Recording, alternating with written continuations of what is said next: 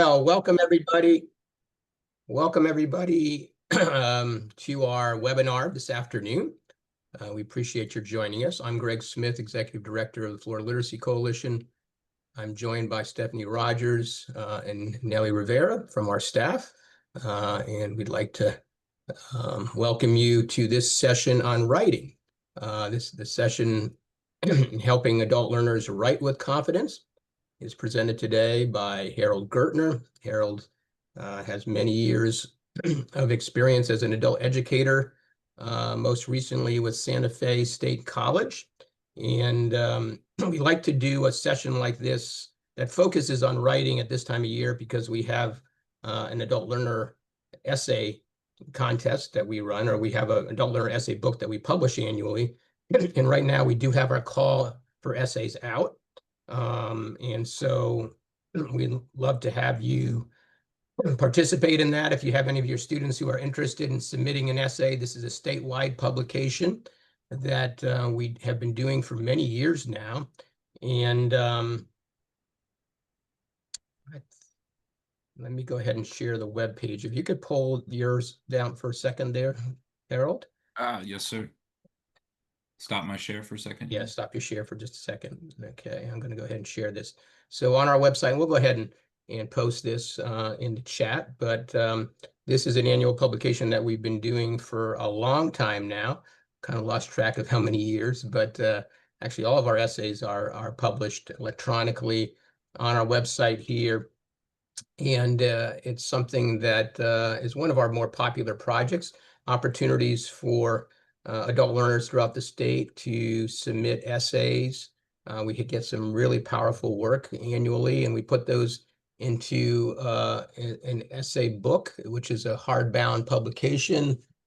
Here's one that's a previous edition that we roll out at the Florida Literacy Conference. And we also have some of our adult our adult authors participate and read their essays during the conference, which is always one of the conference highlights. So we'd really encourage you to promote this with your students if they're interested.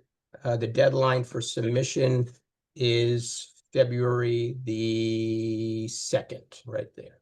So with that, I'll go ahead and turn it over. Actually, before I do that, I want to do a shout out to the Florida Department of Education for their support in making this session possible, as well as our essay book. And if you do have any questions throughout the session, please go ahead and add those to the chat. And Harold will be covering those throughout the session, and then we'll have a little bit of Q&A at the end of the webinar as well. So with that, I'll go ahead and turn it over to you, Harold. Great. If you'll stop your share, I'll take back over and get going. And I agree.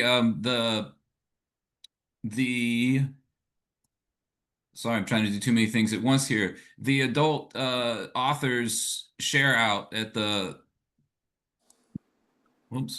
Sorry, now I'm really doing too many things at once. The adult authors share out is a great highlight of the Florida Literacy Coalition conference every year. And so this is a really exciting opportunity for some of our adult learners to become published authors and then share some of that with a large group of very excited instructors to hear how great they're doing. It's a very fun and rewarding experience. And all the authors and teachers, I failed to mention, do get a copy of the publication. So absolutely. Excellent. So this is a great time of year for a webinar about writing. And so we're going to work on, as it says here, helping adult learners write with confidence. We'll talk about some tools for planning, organizing, and revising their writing, but also we're going to mix in some AI use. And as we talk here, I've titled it Responsible AI Use. So my name's Harold Gertner, and thanks to Greg and the Florida Literacy Coalition for having me, and the Florida Department of Education for sponsoring this webinar. Excited to be here. I hope you enjoy it. Please, there'll be a few times throughout the session that I ask you to share in the chat, but if you have any thoughts or questions, feel free to pop in and share at any time. Okay. So what are we going to get into today? I mentioned some of the kind of highlights there, but really our goals are to understand some of the common barriers to writing that our students face. Then we'll talk a little bit about growth-minded environments and kind of how to create an environment that encourages and supports a growth mindset and a kind of growth-minded attitude in your students. Then we'll look specifically at pre-writing, kind of drafting and revising process, and get into a little bit of how revising and editing are a little bit different. And then throughout, we'll talk a little bit about how AI may be able to support student writing and not replace it. Um, it's not that we're necessarily championing the use of AI at all times, but it's a real and present issue that students are using different AI formats to interact with the world now, and in high schools and colleges, they're using it to complete their assignments. And instead of completely ignoring this technology, we want to figure out ways we can embrace it in a responsible manner that supports learning and education and deeper thinking instead of limiting our students' thinking. All right. Yeah, so let's get right into that. So, a little warm-up activity. What makes writing hard? Why is this a difficult thing? Why do we keep coming back to talking about how to teach writing and how to help our students with writing? Can some folks share in the chat what makes students either think of what makes writing hard for your students or for yourself, maybe? Fear. Okay, definitely. Fear is a big part of a lot of the learning for our students. Just to get started makes it hard. Agreed. All right, excellent. Spelling, lack of confidence, vocabulary. There's more coming in faster than I can see it. Organizing their thoughts. Agreed. Thoughts to organize, lots of organizing thoughts issues. I agree there, definitely. Okay, good stuff. Um, Anxiety, worry about being judged. Absolutely. And a lot of this is working under a time limit. Okay. Oh, that's a good one there. A lot of my students don't understand why it is necessary. They think it isn't worth the effort. Hmm. Well, I don't have a perfect answer for that one today, although I should. Maybe we'll come up with our own answer by the time we get to the end of it. I think all of us here are already convinced that writing's a necessary skill. I'd be preaching to the choir, but we need to figure out other ways to convince our students of it. So let's get right into the heart of the matter today and find a few ways to solve some of these problems. Let's see. So I agree with you. Y'all are right. Y'all are hitting on a lot of the common barriers: anxiety, fear of judgment, things of that nature, limited skills, limited schooling they maybe left school at a very early time. All of that can lead to a very low confidence. Part of why they're in our programs is because they've not been succeeding in other parts of life, in school and educational avenues, maybe in work avenues, and they've come to us to get some skills so they can get back into the workforce. So they probably have a kind of a low confidence about a lot of things. And then we pushing these other uncomfortable skills on them. So yeah, they're probably fearful and anxious and not so confident. Y'all mentioned a lot of the organization challenges. Even just where do I begin? How do I organize to start, right? Depending on the population, we're not speaking directly to it a whole lot today, but there could be language barrier issues, right? But some of our low literacy native English speakers and some of our English language learners have very similar issues about anxiety and fear and judgment related to their lack of literacy skills. So y'all are on the point. You've highlighted some of the common barriers, and the main issue here or point of this slide is to get to the idea that this is common for all of us, and we also want to express to our students this is common for them, that it's not unusual for students to feel this way, that all or many students feel this way, and many people feel this way about various things in life at one time or another. And that can help overcome some of these barriers, just knowing you're not alone. Okay. Now, another little quick share out here. Have you had a learner who says any of the following things? Either number one, you can just put in a one, or a two, or a three. So it says, I don't know what to write. Or Maybe number two, get stuck on their spelling and their grammar and how they're writing each particular little sentence first. Or just doesn't write at all. Maybe that's some of the ones that say they don't even know. Y'all have kind of already mentioned that. They don't see the purpose. Um, oh, here we go. Some people are answering the necessary reasons. I like it. Thank you. You helped me out here. And that writing and speaking skills have direct correlation. The better you write and the broader your vocabulary, the better you can verbally express yourself. Absolutely. But I'm seeing lots of twos. Excellent. Okay. Lots of twos, lots of four, all the above. Excellent, Rob. I should have put that in there. Good stuff. One, two, and three, all the above. Threes. Yes. So we get a lot of these. A lot of the I don't know what to write. Or people get focused too much on the particulars of how to write it, kind of like the fearful of being judged on not being able to spell or not being able to put a comma in a proper place or something.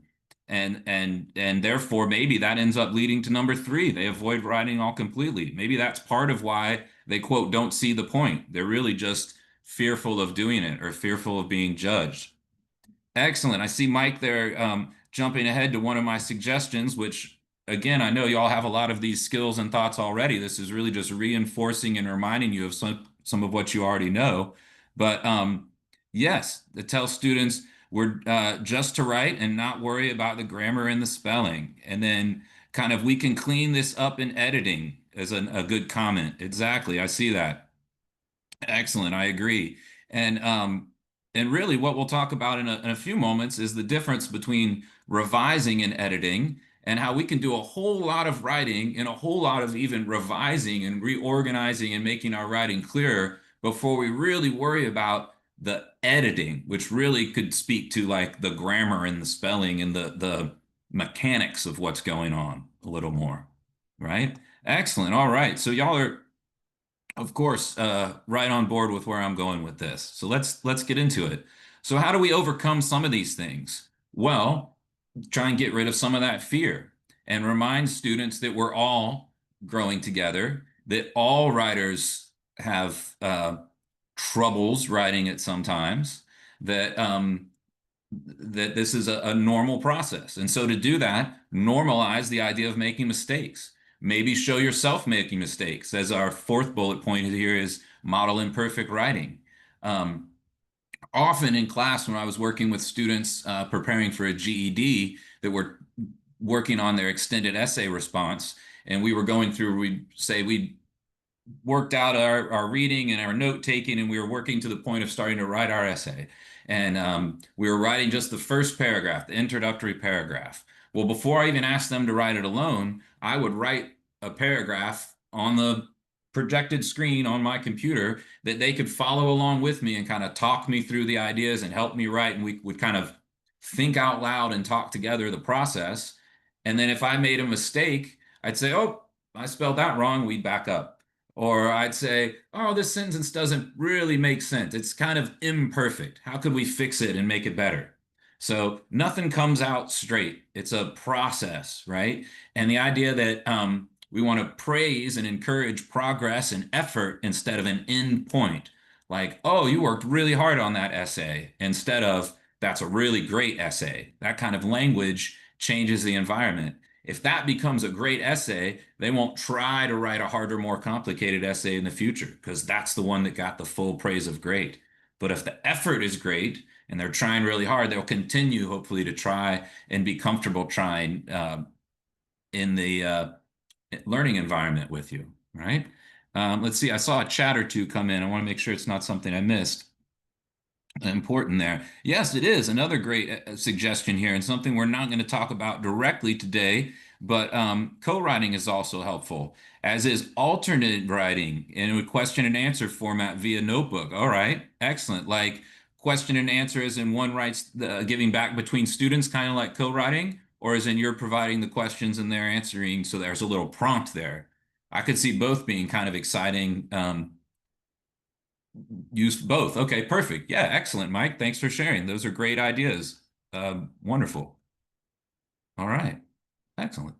Well, so this idea of a growth-minded environment, one way to kind of help normalize that whole environment is kind of change some language and think about the language we're using and how that might encourage a growth mindset for our students. And also the language our students might be using needs to be looked at and help them reevaluate their self-talk, right? So, instead of this needs a lot of work, maybe I like that earlier. Let's make this better together, or we can fix some of this in editing later. Don't worry about it now. That kind of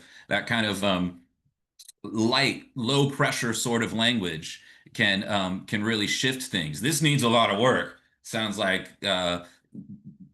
somebody's getting on me, like you really didn't do what all you're supposed to do here, versus, hey, we all need to make our writing better. Let's make this better together as a team. We're all learning how to just make, even the best authors have editors that revise their organization and edit their grammar and stuff. We're all in this process. That's a little bit of a lighter, more growth mindset sort of phrase. And the real easy thing for students, and you can expand on this much more, but just adding yet to any of those negative phrases, like I can't do this, turns to I can't do this yet. I can't write a 5-paragraph essay. Well, I can't write a 5-paragraph essay yet, but I'm going to write the first paragraph that's a solid introduction and sets up great organization. And then I'll worry about the rest later, or whatever the situation may be. Let me pull up that chat again here. Yes, understanding writing process and drafts before the final product. Excellent. Fane, that's another thing we're going to touch on here in a minute. Many of our students often think that writers just sit down, write, and it comes out perfectly written in one fell swoop. It's like magic. And despite what any Alan Moore fans might think out there, even though it is spelling that we're doing, it's not really magic. It's work. It's a process. It's repeated. It's drafts, multiple drafts before a final product, right? And so just reminding or even telling our students who don't realize that this is the writing process, that it is a ongoing circular process that continues and continues many times around before you get to the final product, with revisions and drafts, can go a long way to take away some of that fear and anxiety and pressure to be perfect on their first attempt at writing, right? The first attempt at a essay or whatever the thing is at the moment, right? And so that's kind of a big reason why a lot of what we've been talking about is pre-writing, kind of getting ready to write can help. Earlier we mentioned some troubles with coming up with ideas and just looking at a blank page and not knowing what to write or why to write. Well, kind of getting ready to write is part of this whole process. You don't just sit down and write. Again, it's not just magic that comes free flowing from the mind of the creator. It's a process, and many authors have pre-writing processes that help them get their ideas together, organize their thoughts, leave it so they're not staring at a blank page. I'm drawing a blank right now, but there's a famous author of some degree that talks about always leaving basically the story hanging a little bit at the end of one day's workday, so that the next day when he comes back around, he has a place to pick up with and keep going, right? So that there's no blank page moment, because even the best of the best people that can make a living out of writing have moments where they get in writer's block if they don't do the proper pre-writing or set themselves up. And all of this builds your confidence. The student knows more what they're thinking about, more about the organized way they're going to present that, and then they're able to actually write with a little more confidence. Right? So what might that look like? Well, we're really talking about different ways to brainstorm and organize things. So pre-writing, creating word webs, or what some people might call mind maps. I used to like to create those on the computer with some students, put a general idea in the center and start pulling off ideas connected to it, just randomly connected to it with no real order or structure, right? The same with making simple lists of ideas. Again, ideas connected that don't have a purpose yet. They're not organized into an outline. They're not organized by anything other than your brainstorming. Maybe having some question prompts ready to go to help get you going. Like that could be just your basic who, what, when, where, why, and hows, right? Maybe starting with a why can be the most exciting sometimes, but any of those will get you going. and a good way to kind of start thinking about what you want to write about. Depending on the type of essay, certain graphic organizers can be great. Just a basic T chart for kind of cause and effect or problem solution or compare contrast sort of things, and students can uh, put some ideas down. Outlines can be helpful. Again, very basic. It doesn't have to be fancy. Just main idea I want to express, a reason and an example, reason number two, and some examples. Just to give them very basic structure can go a long way. Of course, you can go a lot further with that and switch things around or whatnot, depending on what you want to do. I, at one point, again, speaking to this GED sort of essay prep, had a very prescriptive sort of outline to help students that had a lot of sentence starters in there to really help students get going in the writing process. Like you mentioned before, how do I even put down that first sentence? Well, give them a generic sentence structure kind of starter with some blanks in it that they just have to fill in and go from there, right? That can help get things going. You can set up some pre-writing stations, kind of isolated moments where they think about these pieces, even if they're not necessarily moving from one area to another. You can have, all right, it's brainstorming station time. And just think about, as it says here, quantity over quality, lots of ideas. It's organizing time. Well, let's prioritize and group our ideas and see what connects and what we actually want to think about and write about. And then let's think about who we're writing for and the message we're sending to them as we go to put our essay together. Now, again, the student may not have even started writing yet. We're just throwing out ideas in this kind of pre-writing mode. And as I'm on this page, one of the handouts that I put in the chat relates to these pre-writing stations and an activity related to that, and kind of lays it out for instructors. Another one relates to the kind of growth-minded or growth mindset environments. And then two more relate to some things coming up in just a moment. All right, and we'll share those again at the end as well. Now, one of the more exciting things of the day or the time, maybe, what about the AI issue? And that's what the other couple of handouts you have are related to, is kind of proper and ethical AI use and ways you could encourage your students to use AI. Well, for pre-writing, what could that look like? Maybe just use AI to generate ideas, like use it as a prompt, or put this example prompt in for like 3 reasons for lifelong learning. And maybe it'll kick out, I mean, not maybe, it'll kick out some ideas of reasons people should be interested in lifelong learning. Maybe we should do why writing is important. We should have, based on our chats earlier, should have thought of that. But then the students have to choose one of these reasons and write more and expand more on it in their own words, right? This might just be a starter, right? It's kind of like if you gave them 3 essay topics and they chose one. Well, we're using the AI for the same sort of thing. But as long as we're getting into this just a little bit, would anybody like to briefly share in the chat some of their experience with AI? Have you used it any just for fun or in the classroom or for work? How do you feel about it for data processing and crunching numbers versus creating paintings? Any thoughts or questions? Any thoughts? Oh, maybe it's not as hot a topic as I thought it might be. Oh, here are a few ideas.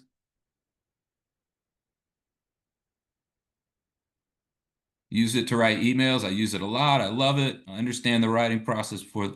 Oh, yeah, that's back to before. Excellent. I'm against it because of the water it uses. All right.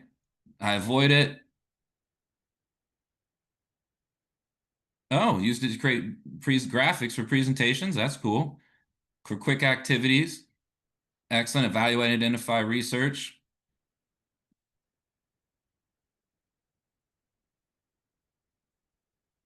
Ah, excellent. Use it. Yeah, that sounds pretty. Use it for higher order thinking questions as well as quizzes or exit tickets. Yeah, it can be great to use in that way. The more you guide it, the better an answer you kind of get out of it.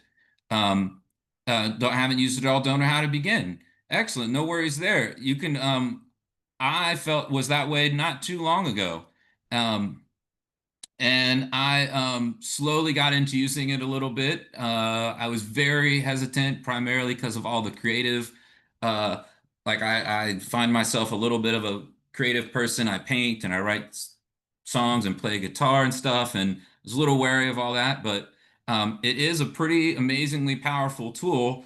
Um, Partner, don't panic in regards to AI. I like that. Yeah, it is a good partnering tool if you use it appropriately and properly. And the more you kind of get into using it, and the more you feed into it, or the more precise with your requests, the better a product it can kick out to you. And so again, it's definitely something that's here. It's not going away. Students might as well learn to use it instead of use it as a cheating tool. Learn to use it as an assistant, right? So it can be pretty helpful in this pre-writing. It can also come in handy in drafting support and revising support and things like that. But with general drafting support, oh, some more exciting chats coming in. See here. Oh, use a list of vocabulary words. Students need to be taught how to prompt. Agreed. Yep. Absolutely. Yeah. Excellent. So let's move on to drafting a little bit here. So graphic organizers, again, are great for drafting. Kind of like we mentioned earlier, the same kind of a thing. Get your ideas organized with a cause and effect in a T chart kind of organizer, maybe. Or sentence frames. And we're going to look at a few more of those kind of sentence starter or sentence frames here in a moment that can help get students moving with the writing now that they've got their ideas. Fast writing, some of y'all already mentioned that earlier, the idea of just moving quickly and not thinking too much about the grammar or getting hung up on the real specifics, just getting your ideas out there. And then doing this all in front of your students, for your students, and thinking out loud as you go and modeling your own drafting really can help them see, again, that it's not just the magic of everything comes out organized and perfectly written the first time. And in fact, not surprisingly, if you're typing out some ideas in front of a room full of students while talking to them and trying to type and think and all at the same time, you're not going to write the best sentence that you would write in different circumstances, right? And so you're going to pause and say, oh, wait, that's not the best word or two for that. Let's reorganize that. And they'll see you thinking out loud in real time and saying, oh, I'm going to reorganize this because it makes more sense, and then doing it, right? That's a great drafting support piece for them. So let's talk a little bit about these sentence frames. This is often an exciting thing for students and teachers to use. Depending on the situation, you can set up different types of kind of frames, kind of like, I don't know, anybody that played with Mad Libs when they were younger, right? Except instead of putting in silly words, we're encouraging our students to make these sentences true and powerful, interesting sentences related to the topic at hand.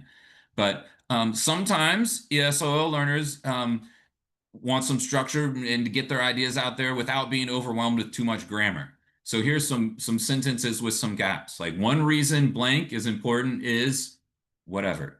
Or, for example, blank helps because, and the grammar, the for example and the comma for the introduction is already there, and then they can just focus on the writing. And it kind of already has some transitions in there for them to follow along with to help make it a little less overwhelming. Or we could look at something for very short writers. Now, not vertically challenged, of course, but people that tend to write in very short sentences and incomplete thoughts.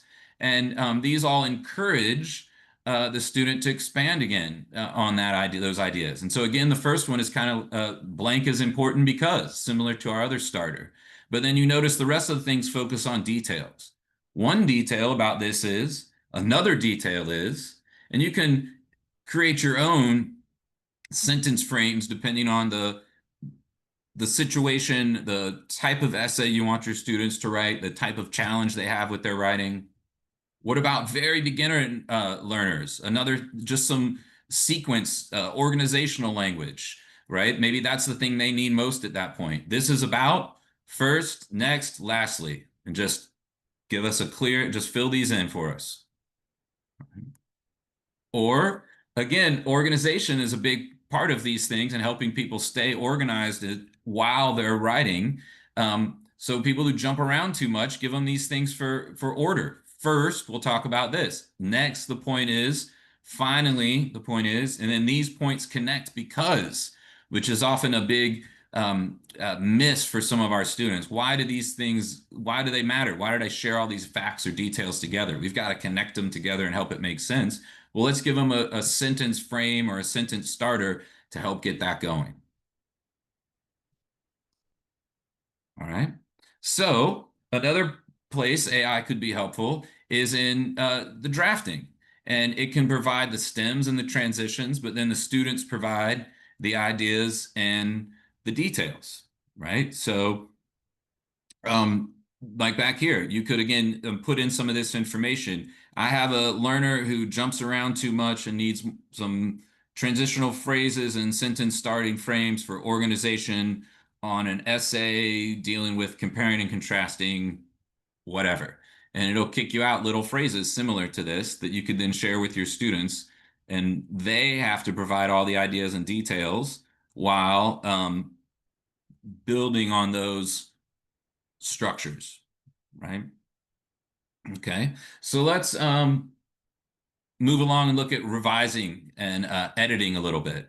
So revising is really looking at all of the ideas in the organization and again, keeping the pressure low in terms of getting the spelling and grammar and the mechanics all perfect and keeping the, what I like to think, the more fun of writing high in terms of organizing the ideas and how it's all coming across, right? And it's good to teach these separately so that again, I like to teach revising first and keep the writing fun and get the enjoyment and into there and whatnot going, and then teach the mechanics of how this all improves and makes what you're saying in the writing and your ideas clearer because you're using the proper grammar now. So there's more incentive to really learn all the proper rules at that point, I think.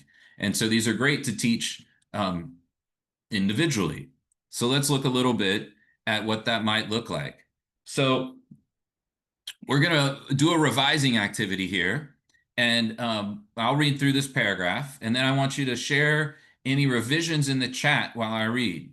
Now, what's going to be difficult, I'm sure for some of our grammarians out there, will be keeping this revising activity focused on only revising and not fixing the grammar.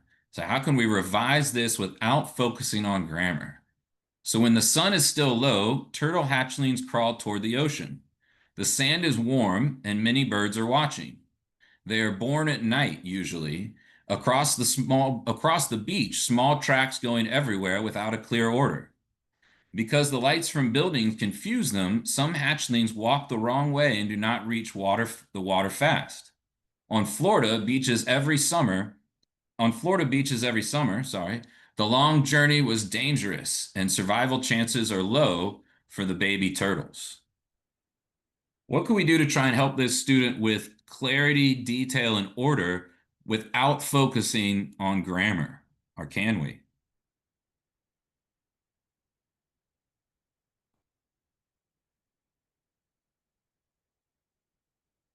Oh, no thoughts. It was too bad. It was too challenging. Or it was too much to write, maybe. Why are birds watching? What makes this journey dangerous? Excellent. Put a hook in the beginning. Okay. Is there a hook there we might be able to put at the beginning? Maybe sentence 4. I mean, there's some grammatical problems with it, but the idea that, yeah, the last sentence, yeah, that the baby turtles might not make it. Oh, that's a hook. That's like a you know, almost like a horror movie. I don't want to see the baby turtles not make it. Okay. So, excellent. Now, so really we need to reorganize some things. Maybe some questions. Why are the birds watching? What makes the journey dangerous? Or encouraging them to fill out some details. Why did you throw in this thing that the many birds are watching, right? What does that have to do with anything? Or work on the order, add details, how many don't make it. Exactly, that might be encouraging to know. How could we work on, excellent too. I see a lot of run-on sentences. So That kind of borderlines on that mechanical versus revising, doesn't it? But I would encourage students to go ahead and split those sentences up and then help reorganize the thoughts a little bit, maybe, right? Because it would be for clarity and better order. So how might we reorganize some of these sentences? We considered putting the fourth sentence first. On Florida beaches every summer, the long journey was dangerous and survival chances are low for baby turtles.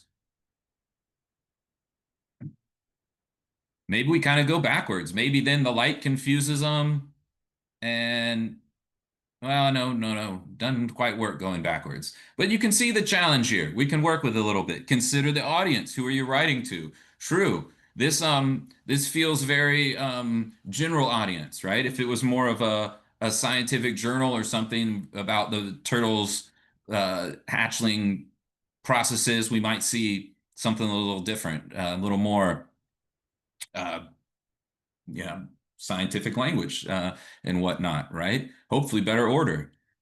What now? I'm sure there are some of y'all dying to point out some of the horrible grammatical mistakes in here. What are some things we could fix grammatically? Anything just jumping out that you have to comment on? All right. Well, I must admit that last sentence, since I read it over and over again, I was having a long, hard time with some of the subject verb agreement. Yeah, some present and past tenses are messed up, I guess is what I meant there. Not subject verb agreement. Tenses jumbled. Exactly. So that might be something that this learner needs to focus on, right? Some lessons that they might need based on the mistakes they're making here, right?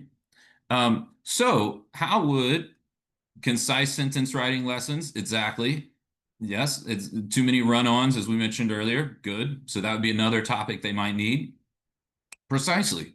Now, this is another opportunity where, depending on your situation, again, some sort of AI partner might be helpful here. The students, assuming that your students are working and typing on a computer, which I hope they are, at least some, because that's what they're gonna have to do in the real world of work and schooling and on tests and things of that nature. Um, if they have access to the computer and are using it anyway, they might as well use a little bit of AI to help take some of the load off you and individualize some of their instruction that you can just come around and support. So what do I mean by that? Well, as part of this revising activity, to show you how AI might help us, I took this paragraph that's purposely poorly written and jumbled and had some grammar, some clarity and organizational problems for sure, but also some grammar problems. And I put it into Chat GPT. I used it as following some of this, used it as a revising partner where the AI is going to help us for feedback while the students are still going to control what's going on, right? So maybe you ask, what's unclear about this paragraph? And then pop the paragraph in there. Or what details should I add or expand upon? And pop that in there. Or what I did was say, how could a student improve this paragraph?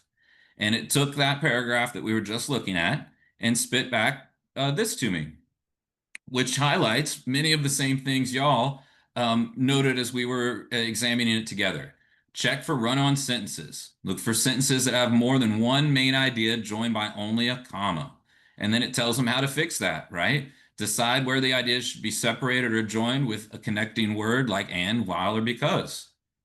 Or improve the word order. Read each sentence aloud and listen for places where the words sound out of order or awkward. Move words like usually closer to the action that they describe, right? So a little bit of analysis and some guidance as to how to improve it. Let's see what we've got here in the chat. Ah, that's good too. Use it in Word. The editor tool in Word can give you, tell you how to fix it and give you some. Now let's see. It will help you fix it. It'll often now tell you why the problem is there too, if I recall correctly. So yeah, that's excellent. Similar sort of activity. Great. It also shared a few other things. Clarify cause and effect ideas. Look for sentences that explain why something happened. Make sure the cause, for example, lights are confusing, is clearly connected to the result, right? Or watch for words here, choosing precise words, right? Make the things more formal. Don't go with things that are unclear or informal, and kind of encourages them to improve things in that way. Okay. Another way you could do this is give it the sentence and ask it to revise it. Say, revise this paragraph. But I asked it to revise the paragraph without, no, it did fix the grammar too. That's right. And it fixed the grammar too. And so it took those 4 sentences and it tried to keep them as 4 sentences and reorganize them and fix the grammar as it went. Right. And so now we have, when the sun is still low, turtle hatchlings crawl across the warm sand towards the ocean while many birds watch nearby. They're usually born at night, leaving small tracks scattered across the beach in no clear order. Because lights from nearby buildings can confuse them, some hatchlings walk in the wrong direction and do not reach the water quickly. On Florida beaches, every summer, this long journey is dangerous, and the chances of survival for baby turtles are low. Okay, so it fixed it. It didn't add anything. We could still improve and add some details and stuff, but it fixed it. It revised it. Now, that's not necessarily helpful for it to just revise the thing, the sentence or the paragraph for students. But if you then follow up and ask, what revisions did you make? It will then explain all the corrections that were made and why, right? So sentence 1, it put in a comma because it was a run-on, right? It split the ideas and added while, and that makes it smoother and easier to read. Sentence number 2, it focused on word order being confusing, and so it moved usually closer to the verb born. And notice how this reflects back on a couple of those other hints or guides from the earlier suggestion of putting it where I kind of asked it with a little bit of a different prompt. Or in this one, it clarified that the tracks look like being used scattered tracks look like being used scattered across the beach instead of a long phrase. So it clarified the phrase there. The chat GPT is what we're using to here. It fixed some grammar things. Explain, instead of walk, change it to walk the wrong direction to make it clearer. Or do not reach the water fast, change it to not reach the water quickly for grammatical correction. Sentence 4, as some of y'all noted in the chat, was the incorrect verb tense. So it changed was to is. And again, this is pointing out all those changes, much like using your editor tool would do as you work through as well. But instead of just doing it for the students, they're learning something from the process. Right? So again, the main purpose here, the main thought is that AI is for ideas and analysis and structure, while the students would personalize and off of their, evaluate the ideas and whatnot in their own writing, and use it as a partner, not a not a cheating tool, but a assistant. Okay. So another kind of classroom activity related to this, and this is one of the other documents, the handouts that you've been given, is the layout of this activity. You could have a prompt, like 3 ways that teamwork helps, and then students choose and write their own paragraph based on this prompt. And so again, the AI might be asked to generate this information, and then you could choose an idea, or they can choose the idea that feels truest for them. They can rewrite the idea in their own words, and then draft a paragraph using their selected idea, right? Then they could use the AI again for revising this. Where can you get this kind of information without using AI? Well, out anywhere in the world. If you'd like to just get on the internet, you can search 3 ways teamwork helps improve job efficiencies and pull out some ideas yourself and give it to your students. Part of the goal here was the realization that this is a thing students are using, and unfortunately, many of them are using it in kind of unethical ways to try and write and work, but it can be used in a much more kind of supportive and assistant way that doesn't ignore the fact that it's out there and it exists, and lets students learn how to still improve their own thinking and writing skills while using the tools available to them. Much how I try and use my students use their phone at times to engage in classroom with a Kahoot instead of having them ignore it the entire time, which we all know is not going to happen because they're going to keep playing with it. So trying to blend these skills and these ideas. But this can be a really fun activity. And again, even though for many of us this may seem like a bad tool or a way that AI gets rid of thinking and gets rid of creativity or just does the work for the students, we're having trouble getting our students to write. We're having trouble getting our students engaged in the classroom. Students want to feel like they're using new technology. This is a way to be using the newest technology out there and available in a broad way that supports the kind of learning and skills we want them to build. And maybe potentially could get them more excited about writing and using the computer and science and engineering in the future. Who knows? Just a thought, just a possibility. Won't work for everyone, but it's a hope, right? Excellent. All right. So just back to the writing in general here, right? Writing is a process. It is a cycle. It is um, okay. Well, it is a cycle, and you have to brainstorm, organize, draft, and revise. And probably after that, part of that revising is going back to kind of brainstorming what are revisions I want to make. What are some other things related to this that I could add in here? What would be more exciting ways to spin this around? And then new organization happens, redrafting happens, more revising, and then you'll get stuck in a little revision drafting, more loop, right? No draft, final draft is the first draft. And many of our students need to be encouraged and reminded that this is a skill and a process that you work over and repeat again and again, and you get better at over time. And that even accomplished writers, us, all the teachers and instructors in the room, the students will see us as very accomplished writers. Even we have to work to make our writing better. And even professional writers that get paid to do nothing but write for books and magazines constantly draft and revise and work to make their own writing better, and have assistants in the form of editors that help revise and edit, not just the grammar, but the ideas and revising their work as well. So I think that's one of the more important things, just in general, for that whole fear or anxiety around writing, is reminding or telling students and then reminding them over and over again that it is this repeatable process, not a magical thing where all the words come out perfect the first time.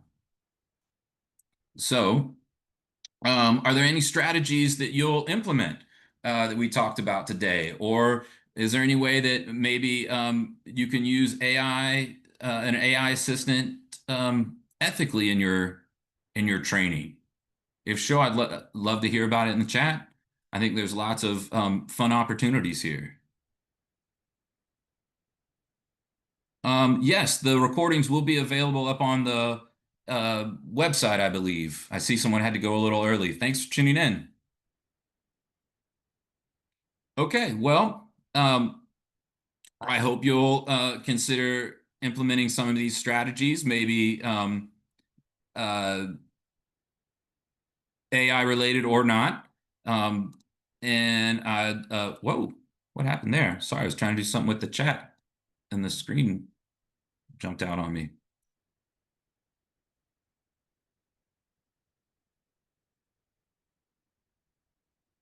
But apologize. There we go. Yeah, so thank you for being here today. There are some, if there's some final questions, I'm checking out the chat over here, and then I'm going to load right now. I'm loading our documents again. So here is the PDF of today's presentation coming through now. Here is a classroom activity for AI. And you can use any of these that you would like in any form. Here is a little AI writing partner sort of handout for students to help. You could have students kind of guide them with some of this. The ESOL students really enjoy it. I see someone saying they're going to use it with their ESOL students. I've used it with some too. It immediately from the shared applications, what's going on? Anyhow, I find that they really enjoy it. It immediately connects with them, and they're able to feel like they're speaking and writing and connecting in a way a little bit above their level at the moment, maybe. And I have one more resource for you. Sorry, I got sidetracked fiddling here. A thing about, so the last two were one about pre-writing. These two have nothing to do with AI. One was about a pre-writing activity, and the other is about the growth language, kind of growth-minded environment and things you can do to help create. Move this away from the window that you're sharing. I don't know what I'm doing here. Sorry, y'all. I'll You can stop go the ahead and share. stop sharing. Yeah, Yeah, I apologize for that. But yeah, the last couple of things I shared there, the writing, since we have a few moments here, I thought I'd like to go ahead and just open those up. And so I will reshare my screen briefly, but I'm going to share the whole screen. And I want to show y'all those activities briefly here. So here is a little AI classroom activity, step-by-step guide for teachers. This would be kind of a pre-writing activity, choosing one idea, restating their words, how to draft a paragraph, and then using it for revision as well, okay? Just a little printed off kind of guide for how to follow some of those things. Again, you can modify and change that any way you want to fit your setting. Another little AI writing partner, a quick guide for teachers supporting adult learners, kind of what AI can or should do in terms of generating ideas for students when they're stuck, or clarifying understanding, or organizing information, providing feedback maybe, but not writing essays, replacing learners' ideas, fixing everything at once, right? That's kind of like on that one I asked, how would we fix this? And it gave suggestions to a student. Or actually the language I used was, how would you tell a student to fix this? And it spit out those suggestions instead of actually just fixing it. Okay. Again, you can use kind of make student-friendly prompts out of it, some more responsible kind of AI little tips and things there. Then I've got two handouts for you that have nothing to do with AI. One is about the pre-writing stations, and that idea of like a brainstorming station and some what to do and kind of what students do and why this helps the students get over some of the problems with pre-writing, like how to get rid of that fear of the blank page that we talked about earlier and things of that nature. Then it moves on to more of an organizing stage, like how do we take that brainstorming and shape it into something that might look like an essay later. Maybe we use some graphic organizers. Let me see here. Maybe I should blow this up just a little bit. Maybe we use some graphic organizers like a T-chart or a simple outline or some idea sequences to organize things, right? And this, again, helps limit confusion, limits fear, helps students know where they're going when they get started. And then again, as y'all mentioned a few times throughout here, really knowing who you're writing to and the reason you're writing something can help, again, organize those thoughts and reduce the fear of what I'm doing. I don't know what I'm doing. Now I do. I've got a purpose. I want my reader to understand that X, Y, or Z. Or the most important point is blah, blah, blah, blah, right? And this will help focus, lead to stronger sentences and stronger topic sentences in particular. But again, I think helps the students get going, gets writing. And then if we encourage low pressure, sort of fast writing and ignoring grammar worries that really often I think are the bigger part of some of that writing anxiety than just their ideas. This can help get them get them moving in a real positive, organized direction, hopefully. Let's see what we've got here. A couple other quick chats here. Agree. Yeah. The comment about we have to direct AI, it's a helpful tool. It can't direct our ideas. Absolutely. And then a reminder in the chat, Greg just put in the call for essays again, the link for the adult learner essay book entries. Donna, I'm glad you like the worksheet. Excellent. I've got one more to show y'all. One more that I also added to the chat there. This is the growth-minded kind of teacher language shift thing. And I know y'all are all very positive sorts of folks, but this just might give you some other ideas or language that to help encourage things and things maybe even you don't realize you're doing that can be said and changed in a little bit of different way. I think this idea of introducing a growth mindset to our students and changing the language around things is another extremely positive thing for their writing that's not really directly related to the writing itself, but it leads to a great improvement. So in case they got lost in the jumble there, I'm putting all of these and the PDF of the PowerPoint in the chat right here together. And so they're right here at the bottom. I know I kind of snuck them in between some comments before, but there they all are again.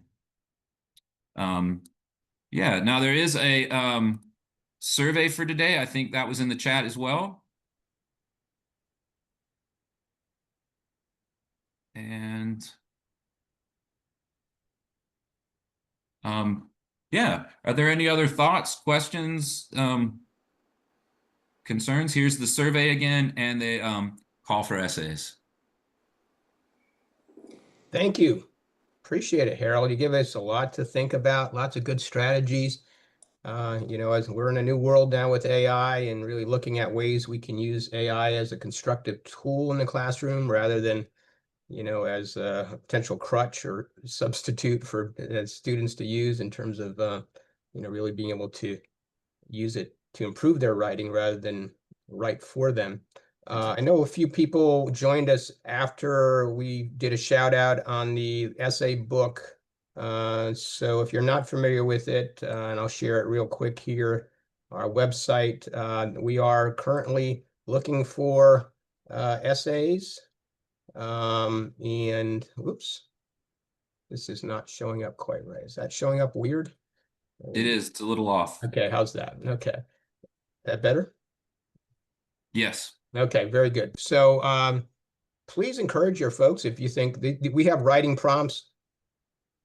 Harold was talking about writing prompts, and these are sort of the general topic areas. One thing I didn't mention earlier that I wanted reference as a resource is we have all of our previous books. Now, this is a hard copy book, and as I mentioned, all contributing authors and teachers get a copy of this. But we do have it in electronic form as well. And we've had a number of teachers, quite a few teachers over the years, share with us how they utilize this as a tool in the classroom to inspire their students to write. A lot of the stories in these books are autobiographical.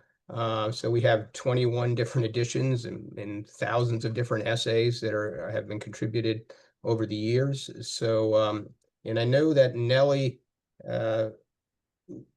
mentioned to me that we do have some essay books left over from last year.